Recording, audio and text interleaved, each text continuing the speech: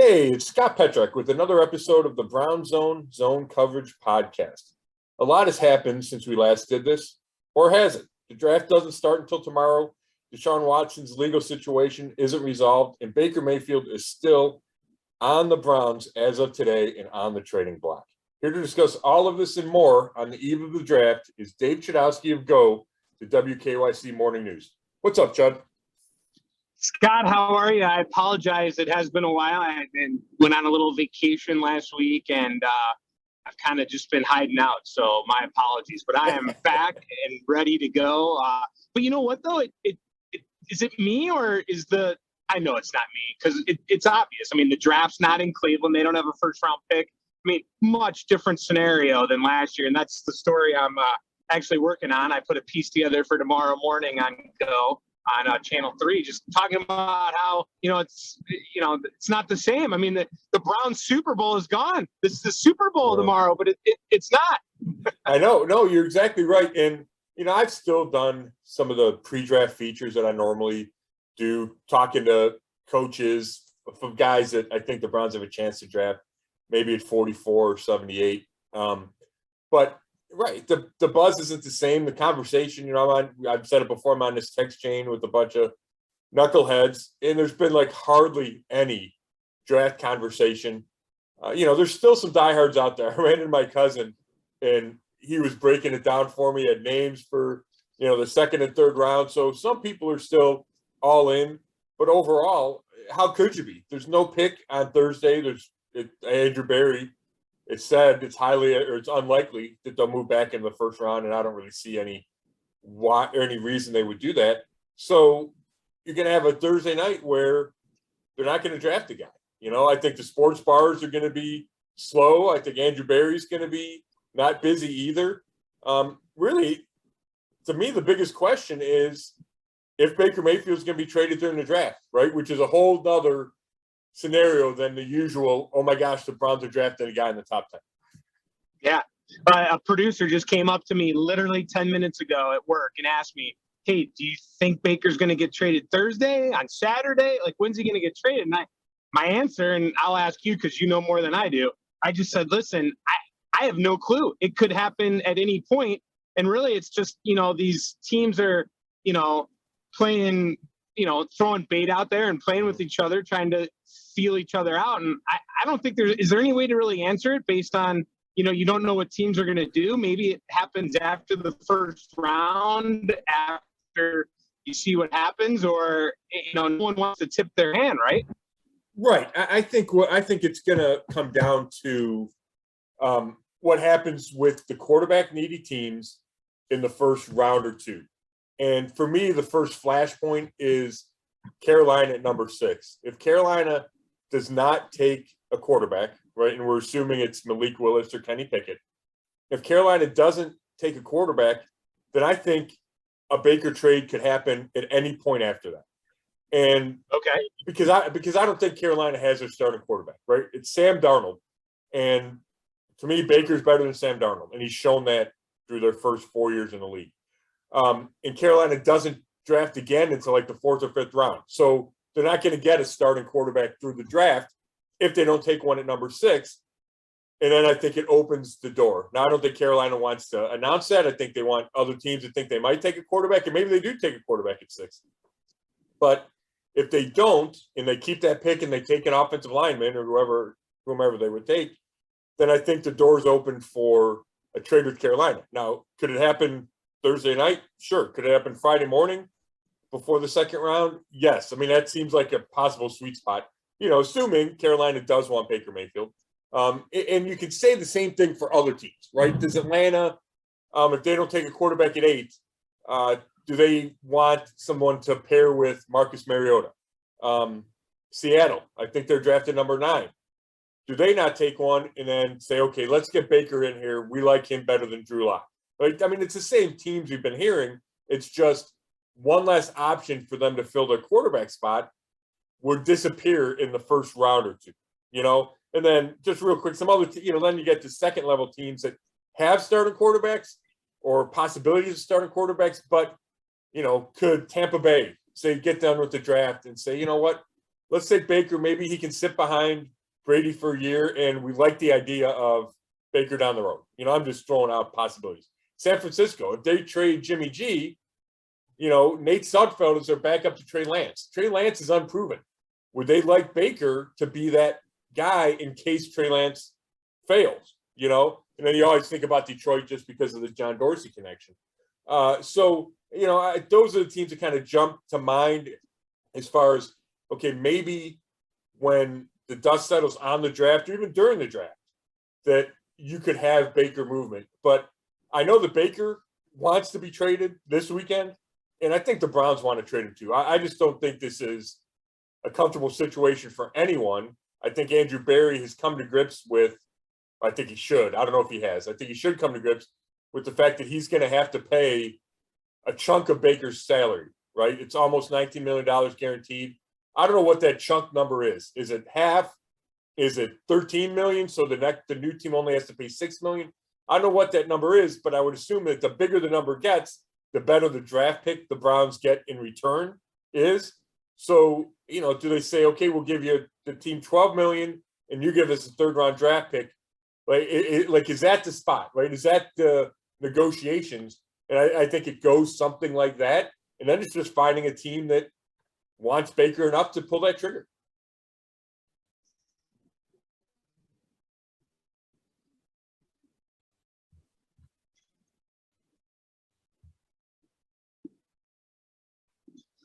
Now, Scott, you heard what Baker said last weekend when he was at Oklahoma. I mean, he basically implied that it's going to happen this weekend. I mean, could there be any chance, though, that it wouldn't? Yeah, I did hear that, which just reaffirmed how anxious or eager Baker is to get out of here. And I understand it, right? He wants to know his next team, right? He wants to get started there. But yeah, I think there's a chance it doesn't get done during the draft, during the immediate aftermath of the draft. But if it doesn't, then the situation gets cloudier. If no team really wants him coming out of the draft, or not enough for Andrew Berry to say yes, then you start talking about, okay, well, does Baker show up for mandatory minicamp in June? Like what's going to cause a trade? Like the draft is a tipping point, right? You set your roster, if you drafted a guy or signed a guy, what your quarterback room is going to look like. That doesn't change in May. It doesn't change in June, unless somebody gets hurt. So then if you're the Browns, you're kind of waiting for, or hoping for a quarterback to get hurt across the league where a team says, yes, now we have to go get Baker Mayfield. And I don't know if that's realistic. I don't know if Baker would be the first option for one of those teams. And then you deal with, do we make him come to mandatory minicamp? Does he come because he wants to, wants to make sure he gets paid the guaranteed money? Does he show up for training camp? This is just an awkward situation that a team with an awkward situation, to say the least, with Deshaun Watson, probably doesn't want another one. It's if he's around the building, it's, I don't think that's a great situation. It's just uncomfortable, and I don't think it's necessary. And then you have to think, okay, do the Browns cut him at some point? And to me, trading him is way better than cutting him, because you're going to have to pay pretty much all of his salary if you cut him, and he could wind up with a team like Pittsburgh. Not that would be the end of the world, but I'm sure that's not something the Browns would embrace. So I really feel like this is the opportunity. These next, starting Thursday night through maybe Sunday is the best opportunity for the Browns to trade Baker Mayfield. And if it doesn't happen, then I don't know how it's going to play out. Yeah, it would be the end of the world if he went to Pittsburgh and flourished and beat us.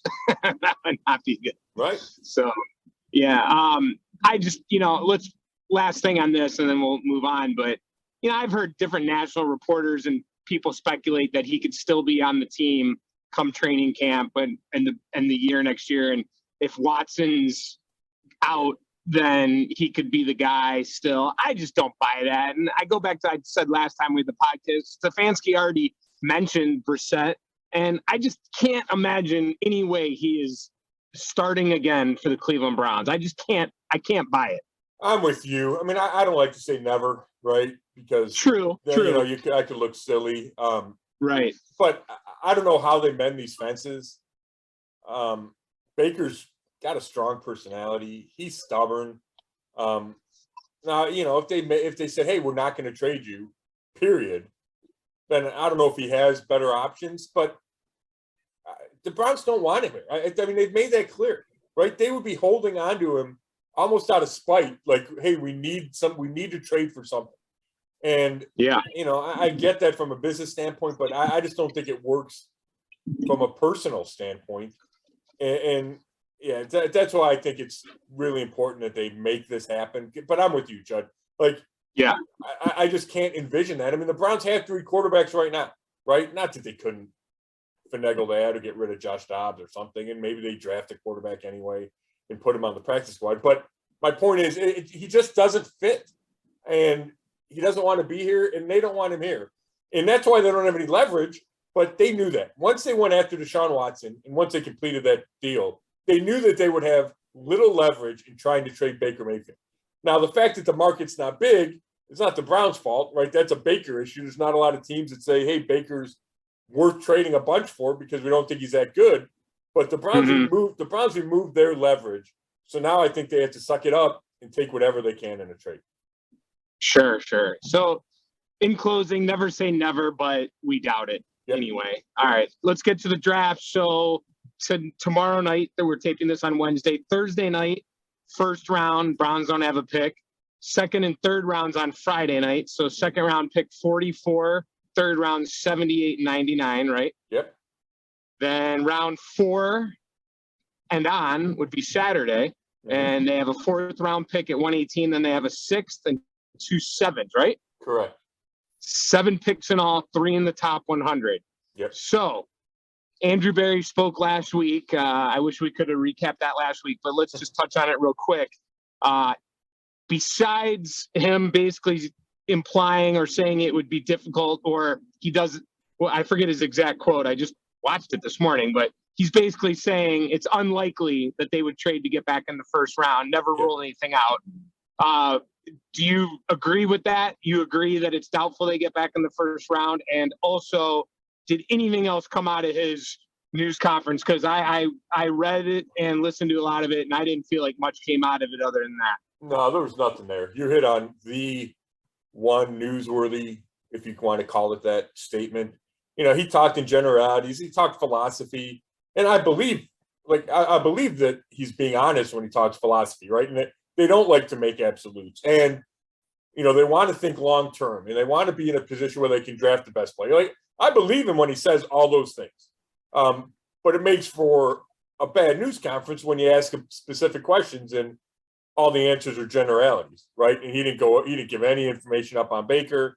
But yeah, the key spot was unlikely to trade back in the first round.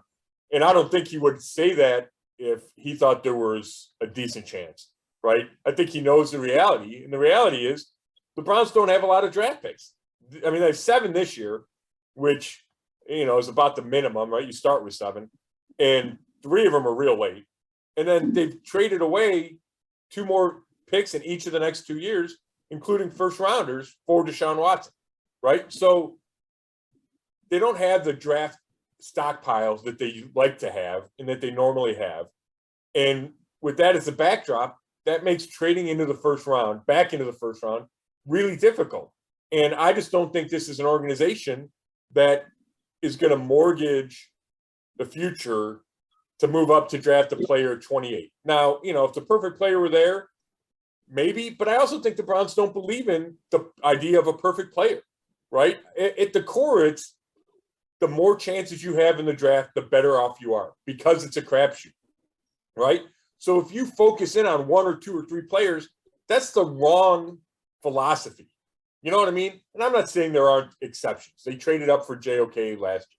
But generally speaking, you're better off with quantity than falling in love with the player or 2. And I think that's one of the reasons they don't try to move back in the first round. The fact that I think they'd rather take some of this year's picks and replenish 2023 and 2024 draft picks. I think that they want to do that. So I would not be surprised at all if they traded 99 or the 4th round pick for a 3rd or a 4th round pick next year so they can kind of recoup what they gave away in the Deshaun Watson deal.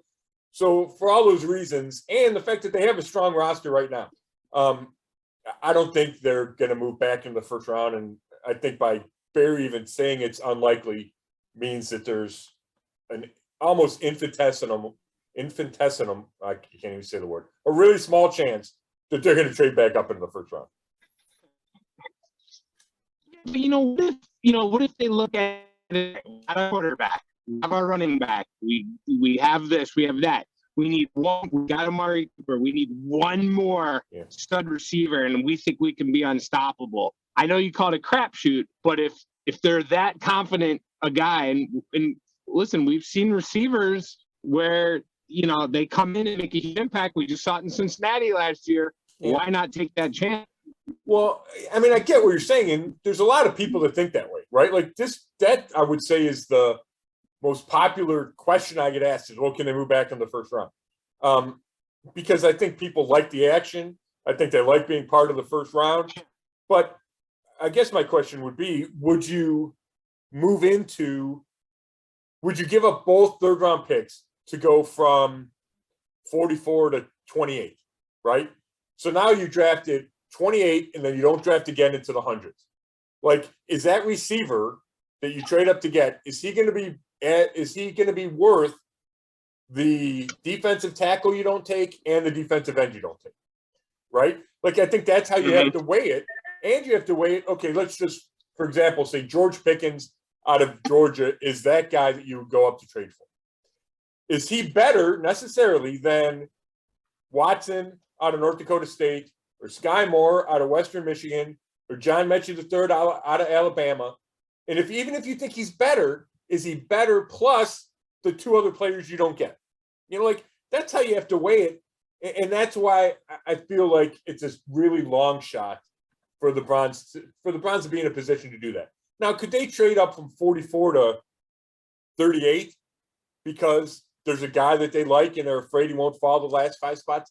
Yeah, you could do that, and maybe you trade a 4th round pick, right? However that math works out. But to make what seems like a significant jump from 44 to 28, I just don't see it happening. And one of the big reasons is because they just don't have the future draft picks in tow, right? They just don't have that stockpile that they usually do. Now, one other thing Barry said, and I wouldn't say this was newsworthy, but it just stuck out to me. And I'm not saying it's anything new necessarily, and you may have mentioned it, but just the fact that he said they're picking for the long term. Yeah. I mean, he's always said that, and it's interesting because it's a balance, right? They feel like they're a Super Bowl contender right now. So, and I think that's how fans view it. It's like, hey, the window's open. We got to jump through the window. But you also, if you're the GM, you want that window to be open for 5, 7, 10 years, right? So you have to draft well, and you have to think about 2, 3, 4, 5 years down the road. And I think a good example of that would be, let's say they signed Jadeveon Clowney, right? And that's one of the big things, the big unknowns kind of hanging over this team in this draft. If you had Jadeveon Clowney, you would say, hey, defensive end is far less a priority. We don't need to take one at 44. We can focus on receiver or defensive tackle. I think Andrew Barry would look at it as, okay, we have Jadeveon Clowney, but he's a 1 year, maybe a 2 year, depending on his contract, solution. What's our long-term plan at defensive end? We have Myles Garrett. What's a long-term plan at the other spot? And you could address that at number 44, right? So I think that's a way of long-term thinking. And you could do the same thing at receiver if you had Jarvis Landry. You could talk about cornerback. Like, I don't think they're going to take a cornerback because they just re-signed Denzel Ward to the record contract. Greg Newsom's in his 2nd year. They have Troy Hill. They have Greedy Williams. They have AJ Green. Like, they have a lot of guys at corner. But you can also say, well, we have 2 that we like, but Troy Hill, could be in the last year of his contract. Greedy Williams is in the last year of his contract.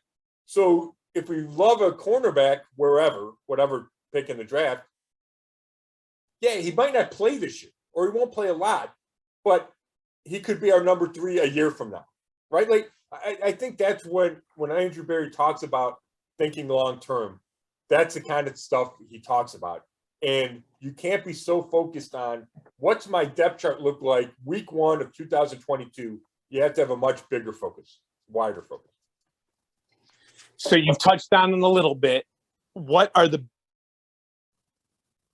needs in this draft? Is it wide receiver, defensive end, and defensive tackle? And the reason I know that is because I watched you at Nick Camino on Sports Tonight.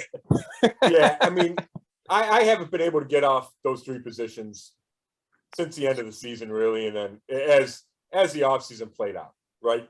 I think it's those 3 spots. I think you can make an argument for all 3. The question I have at defensive tackle is, do the Browns value that position enough to spend the number 44 pick on it? And I'm not convinced they do. You know, if you look at Andrew Berry's couple of years in charge, don't re-sign Larry Ogunjobi, right? They signed Malik Jackson to a 1-year deal. That's not a huge deal. You know, they took a flyer on Malik McDowell. They drafted Jordan Elliott in the 3rd round and Tavi Togiai in the 4th round.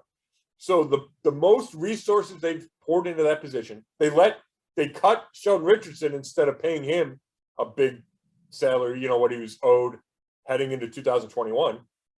So the biggest investment they've made at that position is drafting Jordan Elliott in the 3rd round. So I'm not convinced that they would spend number 44 on a D tackle. I think they would have to think the player was special.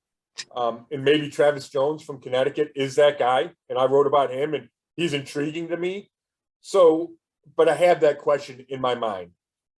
At receiver, you know, yeah, I think that's an important spot, obviously. I think the Browns recognize the importance of receiver. So I'm kind of going receiver, defensive end. I like going defensive end at 44 and receiver at 78. And the reason for that is I think receiver is deeper. Like, I don't know who you get at 78 as far as a defensive end, but I know there's some names of receivers that I think, okay, that guy can come and contribute.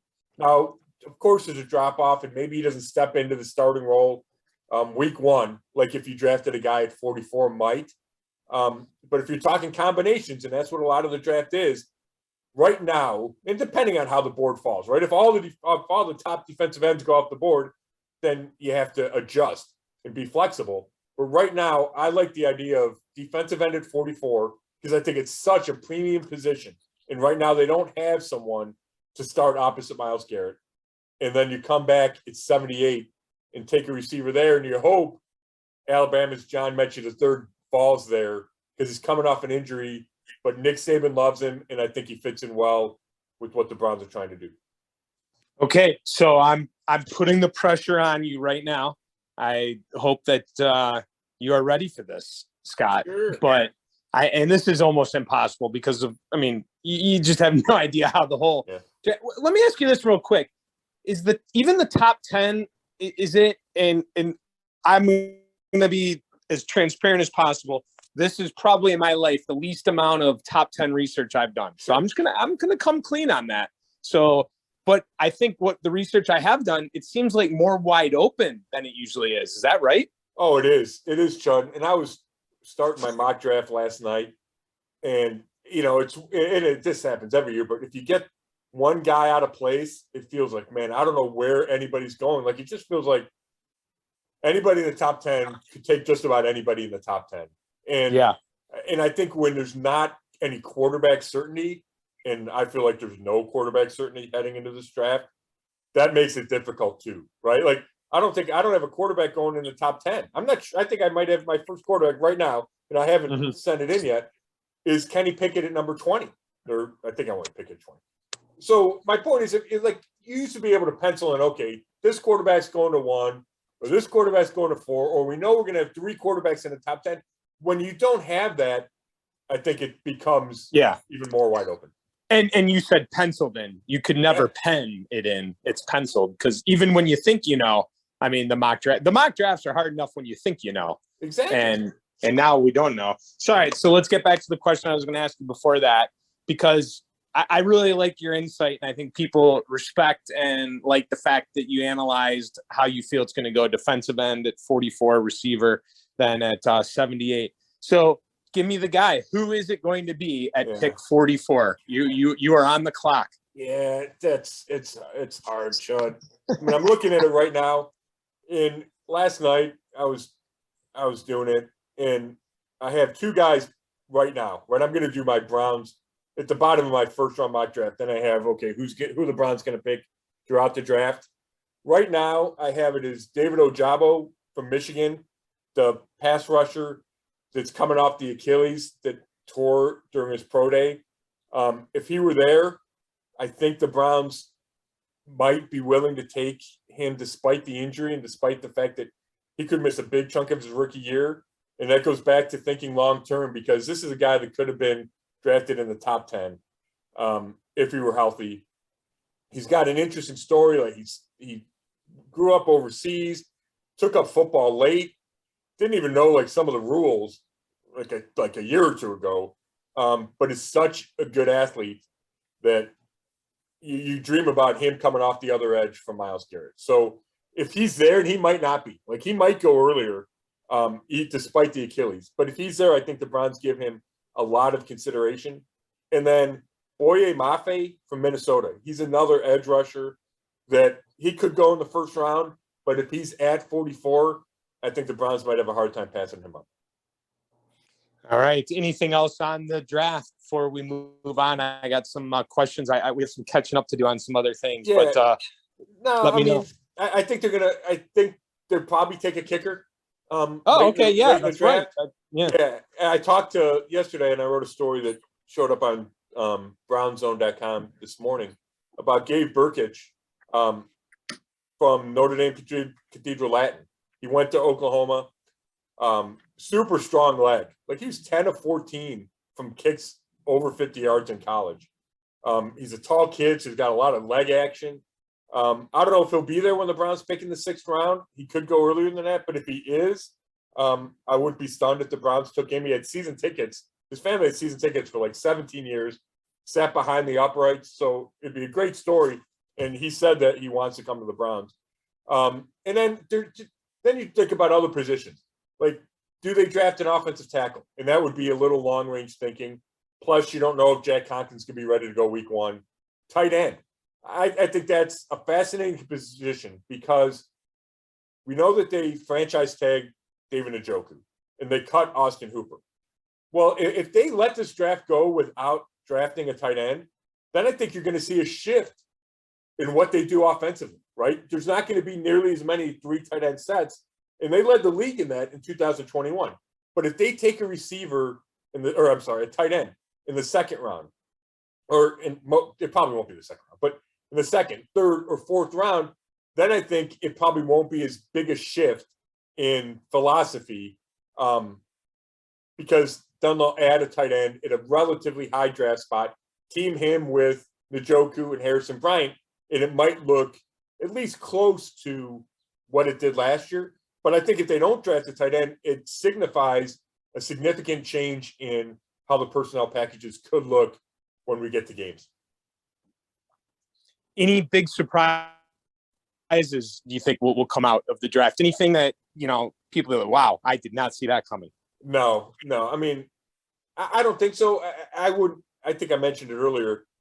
I think they're going to try to trade at least one pick for future draft picks. And I think 78 or 99 feels like the sweet spot there, that they could trade one of those spots and get a 3rd rounder or maybe a 3rd and a 5th next year. That really feels like something that they would try to do just because they're down picks after the Deshaun Watson trade. All right. I mean, I feel like I'm ready for the draft now after listening to you. But is there anything more? Anything I missed? I'm glad you brought the kicker up. I did forget about that. No, I don't. I think that's it, Chad. I mean, this roster is in good shape. I think it really is. And, obviously they'll sign undrafted free agents, and there's still other guys out there, right? If they don't draft a defensive tackle, that doesn't mean they can't go sign one. And there's still quality ones out there, Larry Ogunjobi is still on the free agent market after he failed a physical. I think it was with the Bears. He signed a big contract, and they rescinded it because he didn't pass their physical. So there's other options after the draft. Obviously, if they don't get a defense, or even if they do get a defensive end early, we'll still talk about Jadeveon Clowney till he signs somewhere. The same thing's true for Jarvis Landry. But it feels like defensive end, defensive tackle, receiver, I'd be stunned if they don't come out of this draft with at least one of those guys, without at least one guy at each spot. All right. Can we move on from the draft? Yeah. All right. Last week back on the field. But can you just explain to, everyone, how that really went? The coaches can't be with the players, right? How does that all work? Yeah. It's probably not even accurate to say back on the field, back in the building. Yeah. Okay. For phase one goes, I want to say 2 weeks. It's meetings. So coaches meet with the players, and then it's strength and conditioning. So the guys are in the weight room. I'm sure they can run in the indoor facility. But we won't have practice. OTAs, I want to say, begin late May. I think before then they can get on the field for some individual work, but not any teamwork once you get to phase two. But, the coaches love it. The organization loves it. You get guys back in the building. It's Deshaun Watson's really like his first day at work. The Browns did not make him available to the media. We asked a lot of questions about him because we're always going to ask a lot of questions about him. It's just not only is he a starting quarterback, we all know everything else that comes with the Deshaun Watson trade. Amari Cooper was here, talked to him for the first time, talked to Jacoby Brissette, backup quarterback, for the first time. So, guys will be in and out throughout the offseason program. It's voluntary. They don't have to be here every day. But it felt more normal because the last couple of years, obviously 2020, there was no in-person offseason program. Last year was kind of delayed because COVID was still an issue that the NFL acknowledged, and the union was telling players not to show up. And that's right. Remember J.C. Tretter, president of the union, was a Brown center at the time, and even through OTAs, there were a bunch of Browns players not in Berea. Whether or not that was choice, as a show of support for JC, whatever it was, there were still virtual meetings, but it didn't have the same feel. And Kevin Stefanski is grateful that, at least at the start, it has a similar feel. And we've heard a lot less, or pretty much nothing, from the union as far as recommending guys stay away. JC Tretter, COVID was part of that last year, but JC Tretter also thought the offseason program had gotten out of hand, right? It was too much. But you just don't hear that same conversation this year without that COVID factor. That's right. Yeah. So was there much of a change? I just had a flashback to us having this conversation last year at this time. Was there much change at all? Well, yeah. I mean, if they don't give us like an attendance report, it felt like the numbers were good. Kevin Stefanski said, yes, they're good. But I think as we get into OTAs on the field come May and then start of June, you'll see a significant change, right? Because I don't think Baker Mayfield attended any of those last year. I'm trying to put myself back in Berea, and it felt like the defense was there, but the offense a lot of the offense wasn't. Like, I don't think Baker was there for the OTAs. And I think it was basically the whole offense. Weren't they working out somewhere else? Yeah. Like, basically the whole starting offense wasn't there. Like, the linemen were working out in Avon. Baker had some skill position guys in Texas and Florida. And it was, hey, we're not going to show up. And, then some teams got together with their players and said, okay, we're going to cancel minicamp, or we're going to cancel this. Like, there was a lot of discussion about finding a common ground over how much you need to be there for the offseason program. And there just hasn't been that discussion this year, at least publicly. Mm-hmm. So last week, Stefanski also talked, just as Barry did. Anything stand out to you there? The one thing that maybe I saw that was interesting was just talking about how Watson was being embraced and the Mayfield situation was unique. Is that the headliner there, or is there something I'm missing? No, that is it. And Kevin Stefanski's been more open about the Baker situation, calling it unique. At the owners' meetings, I think he said we're hoping for resolution. Andrew Berry hasn't, he's trying to keep as much leverage as he can, or create as much leverage as he can. I think Stefanski's kind of at least revealed some of the emotions behind it. Like, yeah, this is a tough situation, right? Like, Yeah, this is a unique situation. And then, yeah, the Deshaun Watson stuff, he said embrace. I thought it was interesting. We talked to Denzel Ward, and we should mention at least if he signed that record contract, it's a good move. It's another sign of Andrew Berry keeping one of the cornerstones.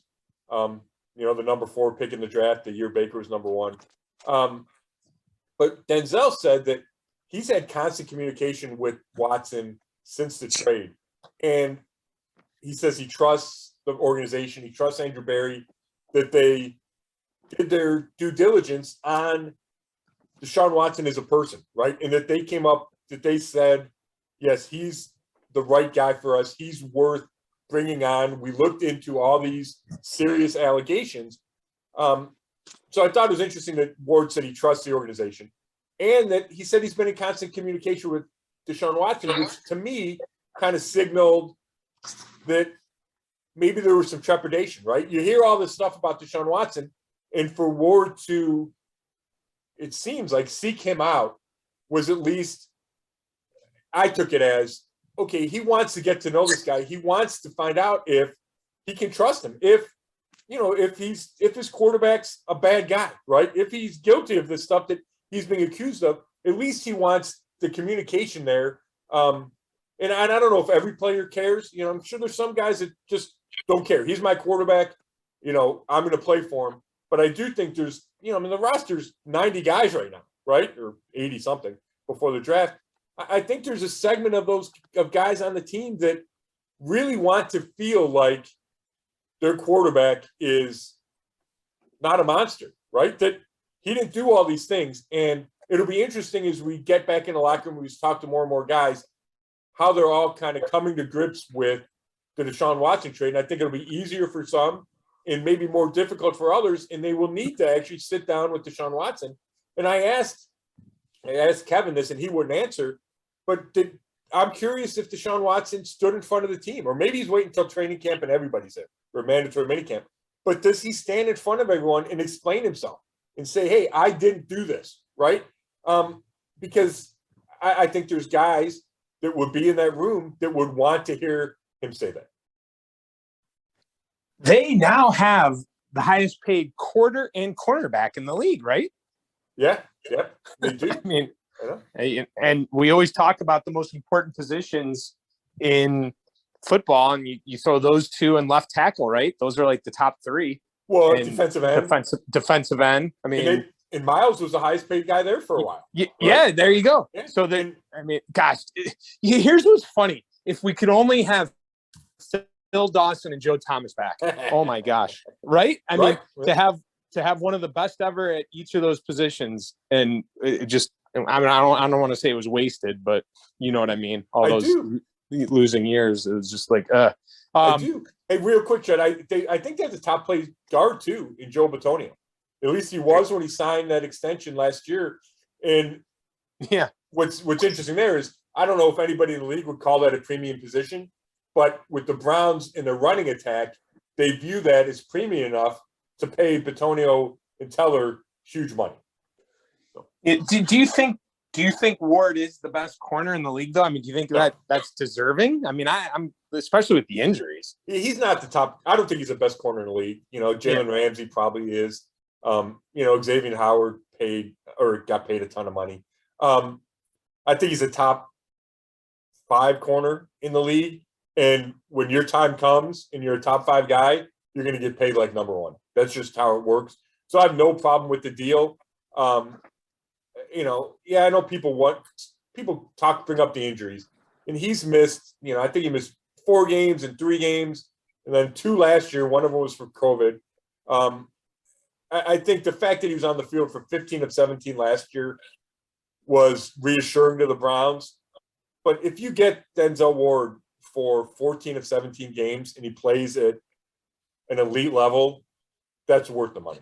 Guys get hurt at that position because there's so much running involved, and you're smaller than a lot of guys you're taking on, right? Because you have to be that fast. So obviously you hold your breath with any injuries for anybody signing big money. But to me, that's not a deal breaker with Denzel. Sure. All right, I got a few more things for you from last week. I don't want to call it rapid fire because I want you to be able to dive in a little, but let's not go as long on each one. I don't think they're as important. Sure. But I just want your thoughts on number one, Amari Cooper. Yeah, he was impressive to talk to, and he has this reputation of not being a diva, and that came through at least in his first press conference.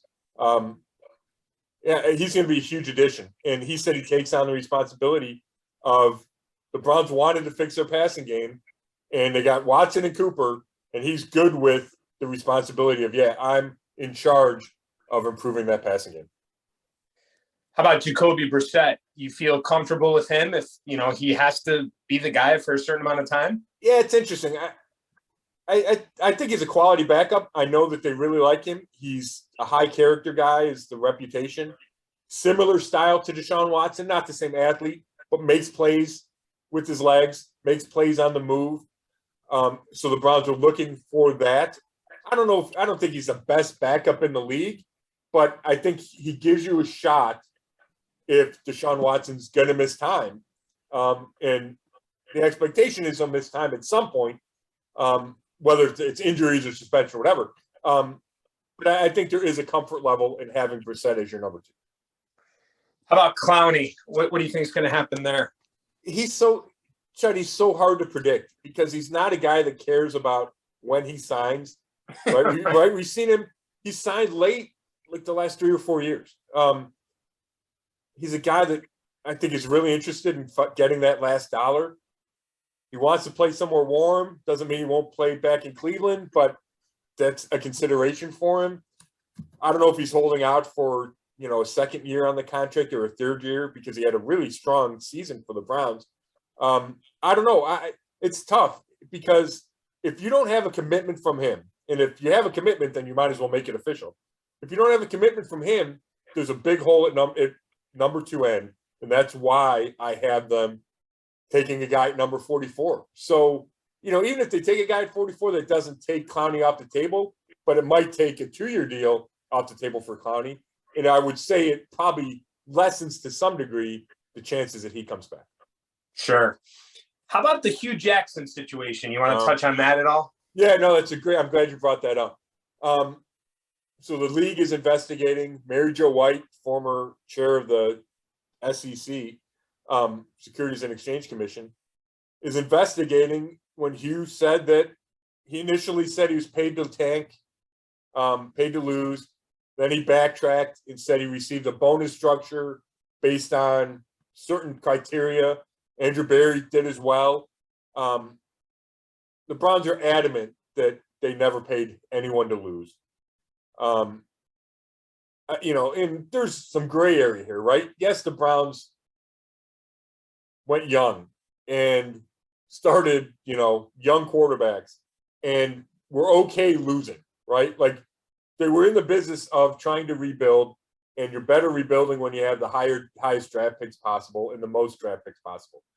But there's a difference between that and telling your coach to lose on Sunday, which is the allegation that Brian Flores made with the Dolphins.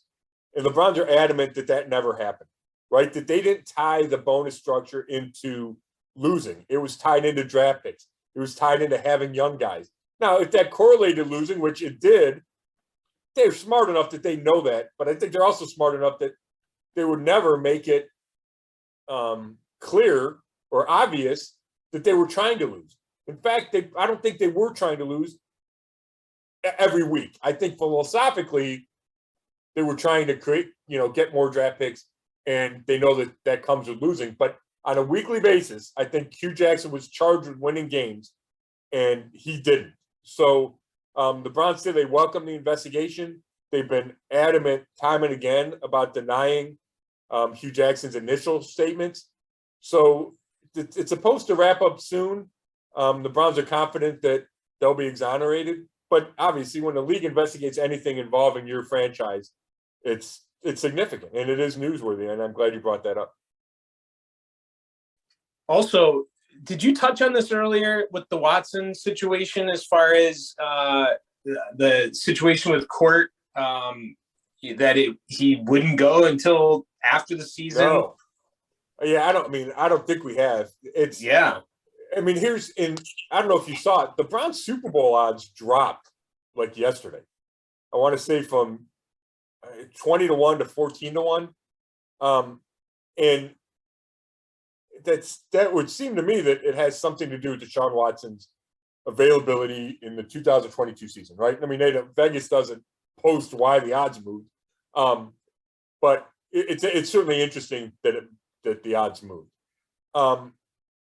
What we don't know yet is how the timing of the civil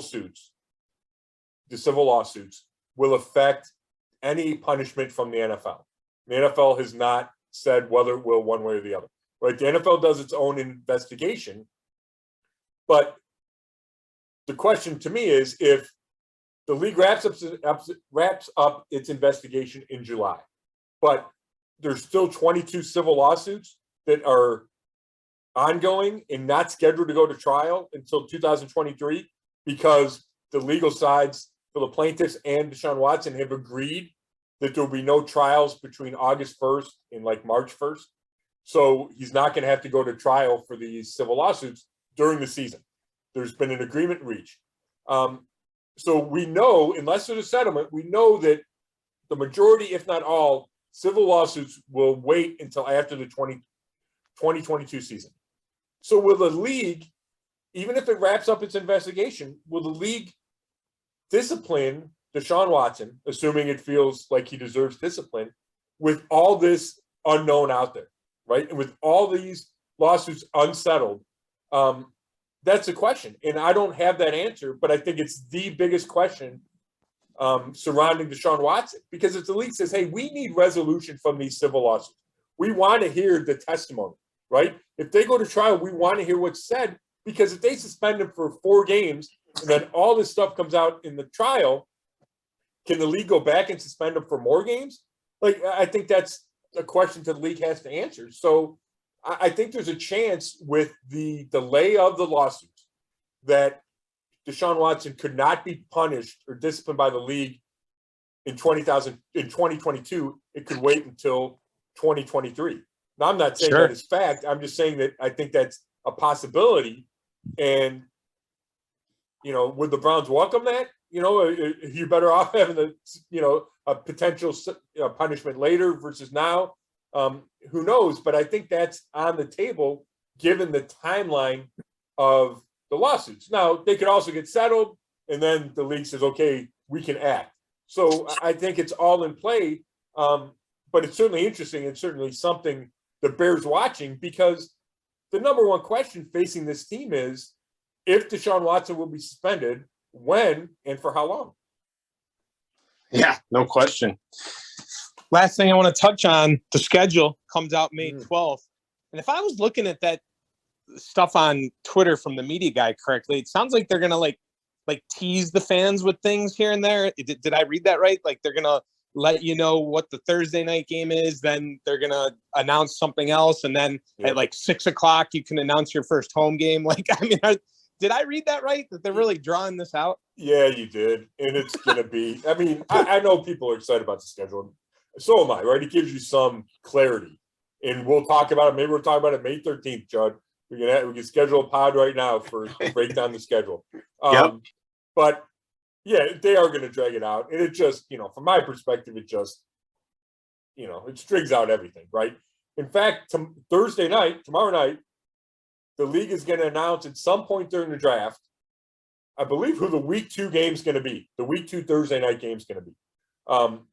So that's exactly right. You hit it on the head. There's going to be slow leaks. There's going to be the international games announced at some point before we get to May 12th and they announce the complete schedule. And even then, they're going to stagger it with, like you said, your first home game gets leaked a couple hours later.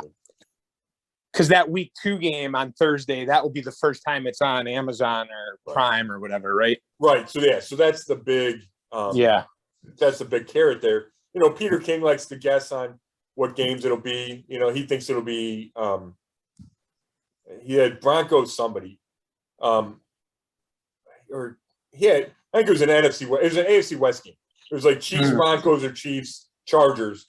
because he thought that they wanted a big time game for the start of for Prime's first game. So right. I mean, the Browns, I guess I would doubt the Browns would be scheduled for that because of the uncertainty surrounding Deshaun Watson.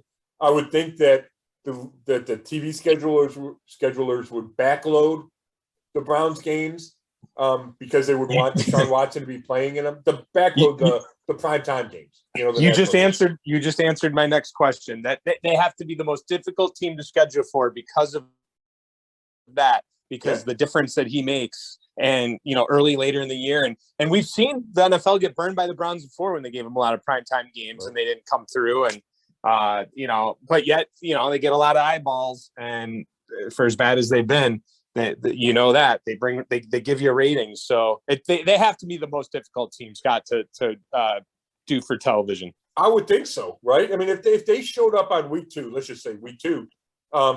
Is that a signal from the league that there won't be a Deshaun Watson suspension to start this season? It almost feels like it would be that signal because, if you have that choice, you go with the sure thing of Mahomes and Herbert, right? Versus, a potential Jacoby Brissette, right? So I think that does matter. I would assume that the Browns would have their primetime games, not in the first month of the season. I would think that's a safe assumption. Yeah, it's going to be interesting because now you got Al Michaels going to Thursday Night Football. Tirico takes over Sunday Night Football. Aikman and Buck went to ESPN. I mean, there's never been a year with this. I mean, it's been pretty set in stone the last couple decades, Oh, yeah, and you throw the Manning cast in, right? I mean, ESPN, I'm not taking shots at any of the ESPN announcers, but they've really struggled, right? Yeah. To find that broadcast team for Monday Night Football, and now with Buck and Aikman and any of the Manning cast, they're as relevant as any network. Sure. Yeah, no doubt. All right. I'll finish on this. This morning on Go, we had it, and it was on the websites yesterday, and it was a big talker. But have you gone to your bank account? Are you going to go by OBJ's house? No, I don't think. I looked in my bank account and decided I couldn't go by OBJ's house. You know what was interesting? I thought I could have sworn he or his mom, somebody told me that he was in Olmsted Falls, but the house is listed in Columbia Station. Right. Which, I live in Olmsted Falls, so I know that they're, it's a stone's throw either way. Yep. But yeah, I didn't know they had $3.3 million houses in Columbia Station. And as I drive by him on my way to the golf course, I'm sure I've driven in the vicinity of OBJ's house, but that's a lot of house. That's unbelievable, man. Oh my gosh. Sure is. All right. That's it for me. Unless you got anything else, happy drafting, and we can recap it next week. Yeah, no, just thanks for the time, Chud. I appreciate it. Good to reconnect. And listeners, thanks for listening. We'll have, complete draft coverage at brownzone.com all weekend. And if you look at brownzone.com now, I've written about a couple local kids, Naz Bohannon played basketball in college, played at Youngstown State and then Clemson, and now he's trying to make it as a tight end in the NFL. Dustin Crum from Midview and Kent State expects to be a late round draft pick. Quarterback. Lorain County's not had a quarterback drafted since Cliff Stout in the 70s. So it's a big deal. And he should probably go in the late rounds. Had a good combine, good pro day. And then I wrote about it. Yeah. And I wrote about Alabama guys. I wrote about Sky Moore, Travis Jones. So there's some draft coverage up there. I'll put my position ratings up there today or tomorrow too. So, and all the mock draft as well. So you can get all the coverage at brownzone.com. And thanks, Chud. And this has been another episode of the Brown Zone Coverage Podcast. Thanks for listening.